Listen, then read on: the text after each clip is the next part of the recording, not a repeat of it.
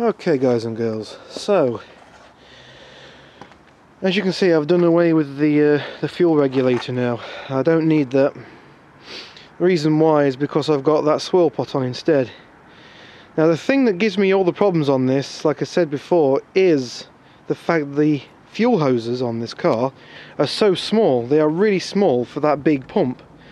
So what's happening is there's a lot of pressure in the back of the line that feeds from what used to be the return from this pump to the tank.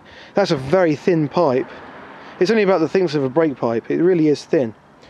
So what happens is that is building up a lot of pressure, a lot of back pressure. Now, going into physics and stuff, basically, liquids can't be compressed. Well, some can, some can't. Fuel is one of those ones that can't be compressed. So it gets a bit, thingy, it gets a bit, how can you say, a bit angry with you because it can't be compressed. So basically what's happening is the pump is building up a lot of back pressure. This is after the throttle body. So, it's after everything on the fuel system, and this is on the return from the throttle body to the tank. So what's happening is I'm getting 20 psi worth of pressure building up there. Now because this injector on this only needs 10 psi, and the regulator that's actually built into the throttle body on this is at 10 psi, and that's what it bleeds off at, then what's happening is that the regulator can't function and the actual jet is running at 20 psi because there's 20 psi worth of pressure we're trying to get back to the tank because the fuel lines are so small. So what I've done here is I've taken this dryer. This is a dryer off a big split air conditioning system. Not big, but average size split air conditioning system. What I did was I chucked it in the wood burner for a while, burnt all the crap out the middle, all the silica or whatever they use in the middle of it, and any plastic filters or whatever they've got. I burnt all that out. I drilled 2 holes in it, and all I did was just solder 2 mild steel pipes into it. I think it's mild steel. Yeah, it's mild steel pipes that. Just soldered 2 mild steel pipes into it. I resoldered these connectors as well on the top. And there's one on the bottom as well. Basically, that's just turned into a little swirl pot. Only a small one, just enough. The bottom hose, right at the bottom down there, that goes into the high pressure pump, this one here. So it feeds that high pressure pump. The next hose up is the return hose from the throttle body. So it's this hose here, sorry, from the throttle body. It returns down there and goes into the bottom. So that's how it works down there. The top bit is all the stuff which feeds it, which brings more fuel into this pot, into this soil pot. This hose here comes from the next one up again comes from the original fuel pump. Now the original fuel pump on this is obviously mechanical driven, hence it being bolted to the engine, so that only works when the engine's turning over. Now that's all well and good, but these pumps here are not supposed to really run dry. Now the swirl pot is a wonderful thing because it holds fuel. In fact, this will hold fuel up to this level.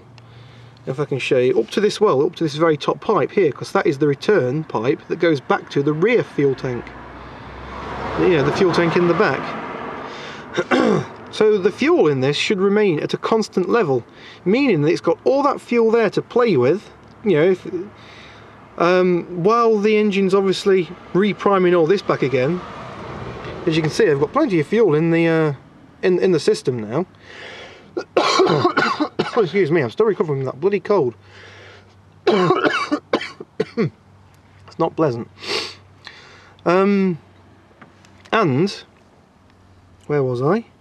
Yeah, it was basically the fuel won't ever drop below that level there. So all the level in here is all it needs to swirl around in one little loop system from the throttle body back into here, then back into the fuel pump, then back into the throttle body, then back into the swirl pot again. That constantly just swirls around all the time, giving it a constant supply of fuel. And a lot of people on here also say that cooling is an issue with these pumps. Now, hear me out here. Heat rises, doesn't it? So heat's going to rise up eventually. This fuel's swirling around, mixing up so much anyway. It's going to mix all together. And this is always being constantly fed from the rear tank, so it's always having fresh, cool fuel put into this swirl pot from the rear tank. Now, it's a big, I won't say it's a bodge. This is how they do it on, you know, track day cars and things.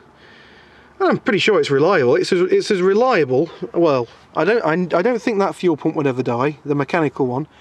I probably would bet money on the electric one dying at some point in time, but I don't think it'll die for a long time, as it's brand new. Okay, it's China, but it's brand new. It's Chinese stuff, but it's a remake of the Ford stuff, the Ford fuel pump, that is. It uses the plastic, it's got a plastic back on it, which is the high pressure side, which I thought was the low pressure side, so I had that thing running back to front at one point in time. Oh, let's not go into that, please. Just check out my other video. So yes. Anyway, I'm pretty sure that this is all going to be all well, good and fine. I'm putting all the car back together now because I've got to go in and help my brother cook the dinners and whatnot. So I'll give it a start up just to show you guys. It's just start up lovely now. This is running 4 bar fuel pressure, don't forget, but it's got a 10 psi regulator built into the actual thing. So here we go. And there you go. I've got no fuel leaks, which is nice. It runs smooth as hell, and there is hardly any, you know, smoke or anything coming out the back. It's not over fueling. I got some steam. Oh, I've not even got any steam anymore coming out the back. Oh, a little bit maybe. But from what it was doing, look, you can see there along that wall, it was chucking fuel out, like seriously chucking it out. Like, what the hell, kind of chucking it out. I would like to run some water through this engine actually. Now, I know you're not supposed to and all that, but you know, just with a mist bottle, just keep squirting it into the air intake, just to try and clean out some of the exhaust ports and whatnot. So I did notice there was a lot of soot and carbon in that, so it should help it out a little bit. Just, you know, not much, but it should ease it out.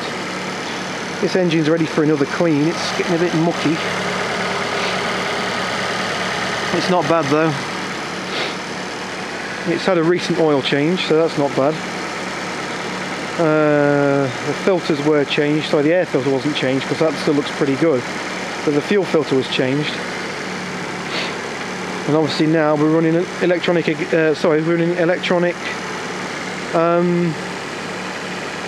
fuel injection. We've not got electronic ignition, we've still got the old-fashioned vacuum advanced system, but it's running fine. My brother asked me a question on this a couple of days back, and he says, as it was before, do you trust it? And I said, you know, I don't think I do. If I had to rely on it for something, I don't think I would rely on it for that. But he asked me the same question just when he came out to ask me if I could go in and do the dinners. Do you trust it? And I went, at this point, yes I do. I've got a feeling that this is not going to break on me at any point in time for a good amount of time. I think this is going to work perfectly fine now. So as it goes now, I do trust the car. I'm quite happy where I've put everything. I don't know how legal that is, tie wrapping the fuel pump to the master brake cylinder, but it's safe and it doesn't interfere with anything, so yeah. And the spare wheel covers all that over, so yeah. As far as I'm aware, as long as everything is tied up and not loose, it should be fine. And everything is all tied up and not loose, so I've got a feeling it'll be fine. And I can tell you now that this car performs 1,000,000 times better on fuel injection than it did on than it did on than